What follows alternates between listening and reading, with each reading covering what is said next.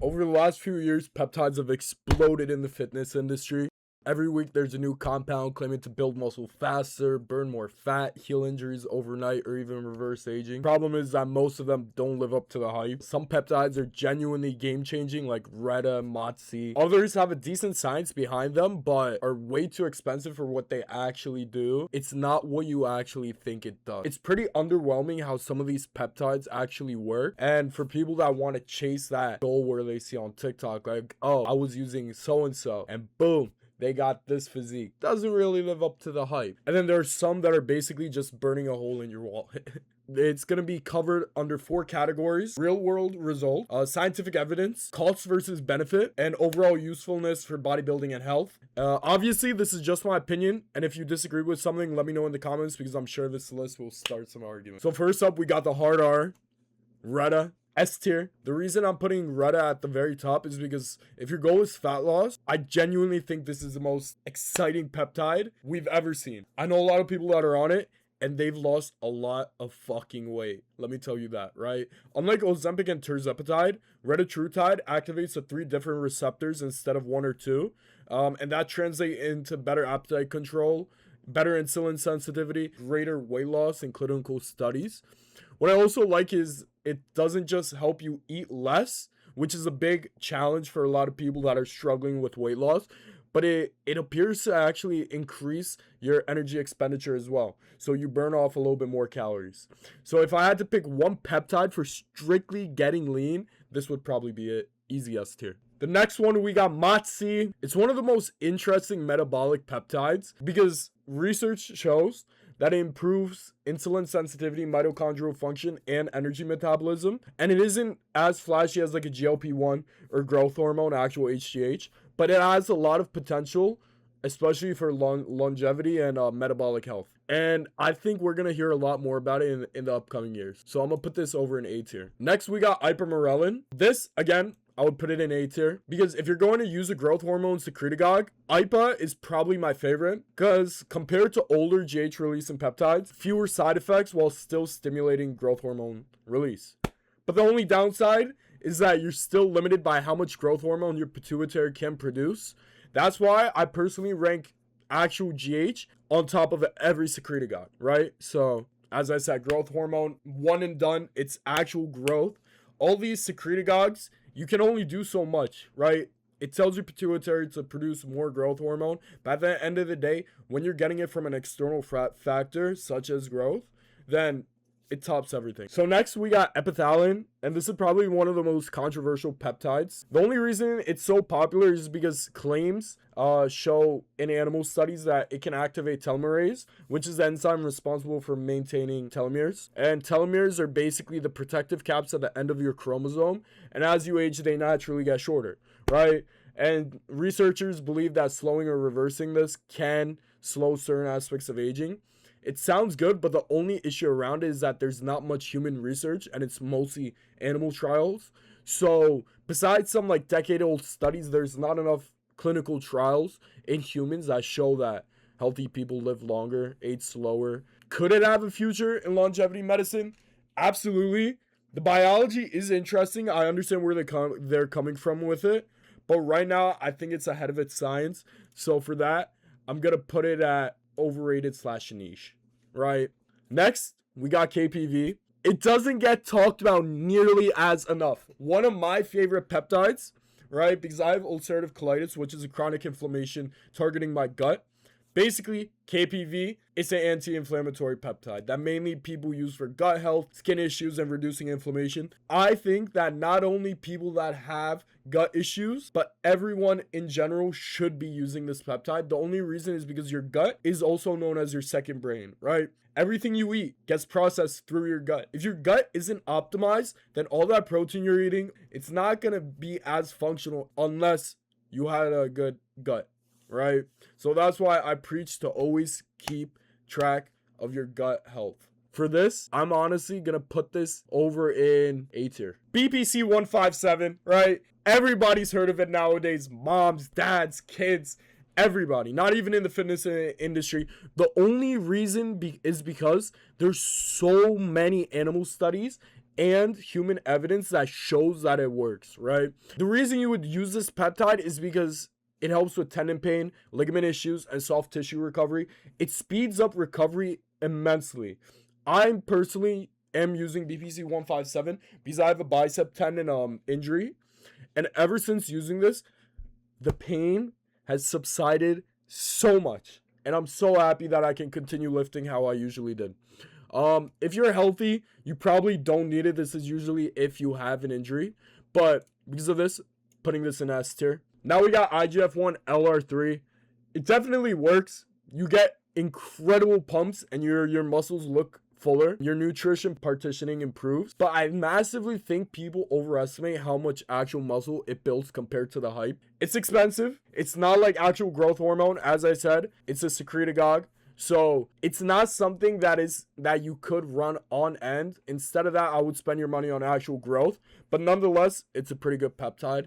I would put this over in B tier. Next, we got GHKCU, also known as the copper peptide, right? People use this for cosmetics, not really a bodybuilding peptide by any means, but it's big in the looks maxing community because it helps with collagen production and tissue repair, helps tighten your skin, get rid of the acne. I myself used to use GHKCU.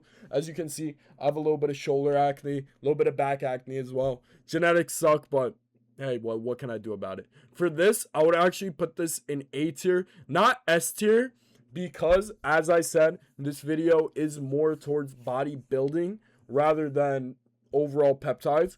But it's right there, honestly. It's right by the S tier. Next up is Kisspeptin 10, and I think this is one of the most misunderstood peptides on this list, and not a lot of people use it. Not a lot of people actually know about this peptide, right? Unlike most compounds on this list, Kisspeptin isn't designed to build muscle, burn fat, or speed up recovery. Its primary role is regulating your reproductive hormone system, and it works by stimulating the hypothalamus to release GnRH, which then signals your pituitary to release LH and FSH, and those hormones tell your nuts to produce more tests, right? And it supports sperm production. It sounds good, right? So on paper, that sounds good, but why am I going to rank it at overrated / niche, D tier basically? The only reason is because practicality. If you're a healthy person with normal hormone levels, Kisspeptin isn't going to do anything for you. It's not like taking testosterone. It's like enclomiphene, right? It's just telling your pituitary to stimulate your nuts, right? Produce more LH and FSH. In turn, boost your test, and then in turn, boost your E2 because test gets converted to E2 estradiol. So because of that, it's a niche, but it's interesting in specific situations like certain forms of hypogonadism, fertility protocols, or as a research tool for understanding the reproductive axis. For bodybuilding though, it's pretty underwhelming. You're not gonna get dramatic muscle gains. You're not gonna put on 20 pounds of fucking muscle, So that's why I put it there. It's also competing against compounds like HCG and enclomiphene, which generally have much more established real-world use and much more evidence to back that it actually works pretty well. So for that, I would rather say put HCG and enclomiphene up there rather than this. Tirzepatide, same category as Retta. It's completely changed the obesity treatment landscape. It produces weight loss while improving blood sugar control and reducing appetite. The only reason it isn't above Retta though is because Retta appears even more promising. If Retta didn't exist though, Terz would probably be my number one fat loss peptide. Still easily S tier, so I'll put this right behind Retta. So next we got 5-amino-1-MQ. Honestly, I'm just going to put this in almost never. The only reason is because right now it's mostly all hype. There's not much human trials supporting this. The proposed mechanic about this peptide is it targets NNMT, which is an enzyme involved in metabolism. Next, we got TB500. Just like BPC 157, TB500 is right there. Usually when you get BPC, you can either get just BPC or people usually get the BPC and TB500 blend. I say they work in unison together. So if you're going to go for the BPC, I would definitely say get a blend between TB and BPC. Next, we got tesamorelin, another growth hormone secretagogue. I'm actually going to put this above ipamorelin. And the only reason is because there's a lot of human clinical data. And it's especially effective at reducing visceral fat, the fat around your internal organs, rather than subcutaneous fat. It's more specialized than actual growth, which is why I have it slightly lower. But it's still one of the better research compounds on this list. So next we got CMAX, which is a nootropic peptide. It's known for improving cognitive focus, productivity, and mental clarity. A lot of people swear by it. I'm going to put this up in B tier. Only reason is because, honestly, if you have your sleep in check, your diet in check, you don't drink caffeine before your sleep, you just have an overall healthy diet, I feel like you wouldn't need this. But again, it is a nice little boost. This is why people use peptides for the boost. But again, I would put it in B tier. Next, we got Selenk. CMAX and Selenk are kind of like the cousins. Instead of making you feel stimulated like CMAX, Selenk uses it to reduce anxiety. This, I would actually put it above CMAX because I tried it. I would actually put it above CMAX only because if you deal with social anxiety or high stress, this one might actually be more useful than CMAX. And as you know, anxiety causes cortisol. Cortisol spikes increase inflammation. Bad for bodybuilding, bad for everything all above. You want to keep your cortisol low. So it's not revolutionary, but it is really useful. Next, we got Cardarine. Cardarine technically isn't a peptide, but since it's on the list, let's talk about it anyway. The endurance increase is actually real. People can train longer, recover faster between sets, and improve cardiovascular performance. The only reason I can't rank it higher is because of the safety concerns. Cardarine is known to stress your heart a lot. I would say not to go on Cardarine unless you're actually prepping for a show. Besides that, I don't think there is a reason to be using this. But for the aspect of bodybuilding, I would say this does work. So I'm going to put this in A tier. Now we got SOUPP332, right? This is one of the most overhyped compounds on the market right now. People call it an exercise mimetic, right? Basically, exercise in a bottle. It increases your heart rate, makes you sweat faster. It's like tricking your body that you're doing cardio when you're actually not. It sounds incredible, but reality is most of these excitements come from early animal research. So for this reason, I would put it in B tier. Next, we got SS31. It's another mitochondrial peptide. There's actually a lot of case reports and early research suggesting it could help with mitochondrial dysfunction. But for the average healthy person, you're probably not going to notice enough to justify the price. This, I'm going to put in B tier. But one thing to keep note is that if you do think on getting into MOTS-c, which MOTS-c is a fat burner, and for that reason, I'm going to put it in B tier, right? But if you do use MOTS-c though, and you feel like you are getting tired, that's because your mitochondria is cooked. And I would say use SS31 before MOTS-c to repair your mitochondria before getting on MOTS-c. AOD 9604, it's a fat loss peptide, but honestly, with red and terzepatide, there's no need to even use it. Not much to talk about when it comes to that. IGF-DES, it's basically the shorter acting version. Some people use it for localized injections before training certain muscle groups. It sounds cool right before your workout pinning, but it's underwhelming. I'd say just use LR3. You don't got to pin as much. I know a lot of people don't want to pin as much. So for that, I'm going to put it in niche. Melanotan 2, the tanning peptide. Unlike MT1, MT2 is a step above that, right? It helps with libido because they found out from trials and research studies that the melanocortin receptor, when targeted, it actually increases libido too. So that's like kind of like a side effect if you don't want to get into PT141, which we're going to talk about in just a moment. So for Melanotan 2, if you want a good tan, it's the summer. I would say an A tier. But the only thing I would be careful about with Melanotan is little moles coming up. If you do see a lot of moles start appearing, I would say go to a skin doctor and get them checked out. You don't want to get skin cancer. Next, we got NAD+. This is another longevity peptide. Helps with energy a lot. A lot of people say the same thing. I would personally put this in S tier. DSIP, also known as deep sleep inducing peptide. This gives you the best sleep you will ever have in your entire life. You take this one time, you're going to sleep 12 hours, you're going to wake up, you're going to look at the clock, you're going to be like, damn, it's already the afternoon, what the fuck? It's crazy how well this works. So for that reason, DSIP, I'm going to put in S tier because as I said, sleep is the number one thing for recovery. You don't build muscle in the gym, you build muscle when you sleep, when you actively recover, right? Methylene blue, another peptide that targets your mitochondria. A lot of people use it, a lot of people swear by it, but I think influencers have gone way ahead of the science when it comes to this. It's not some miracle longevity drug.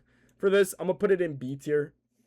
PT141, also known as a sex peptide. This is known to treat sexual dysfunction, mainly dopaminergic issues or libido issues, right? If you have problems with physical erectile dysfunction or physical issues when it comes to sexual performance, Cialis is the way to go. This isn't going to treat the physical, but rather the neurological aspect of it. PT141 works like crazy. Increases your libido, right? I would put this in S tier. Cerebrolysin, also known as pig brains, right? Cerebrolysin derives from a pig's brain. It is one of the best peptides if you are looking into nootropics, right? Repairing your brain health. For this, I'm going to put it in S tier because there's a lot of research that has been done. There's a lot of research that has been gone into this, and I would say S tier. HCG, human chronic gonadotropin. This, again, S tier, right? The only reason I'm putting it in S tier is because, look, everybody PCTing, not even PCTing, on cycle, they use HCG. It is one of the strongest, besides enclomiphene, strongest secretagogues when it comes to telling your pituitary to produce more LH and FSH, right? HCG, I think it's a staple in the bodybuilding world, especially if you're on cycle. Let's say you're not on cycle and you have low test. Try HCG. It helps a lot. Oxytocin, the love peptide. It's a hormone, right? When you fall in love, you secrete oxytocin. Its main effects are psychological, things like bonding, trust, and emotional connection. Interesting, absolutely. Necessary, not really. But for this, I'm going to put it in niche. Next, we got insulin. For bodybuilding purposes, S tier. For rationality, I would say almost never, right? You don't need insulin to put on muscle, but insulin packs on a fuck ton of muscle. But a lot of bodybuilders you see nowadays die from steroid use, mainly from insulin. It's a very dangerous drug. If you do not have a coach that is specialized in insulin, I would say to never ever get into it because there's so much hassle when it comes to taking insulin.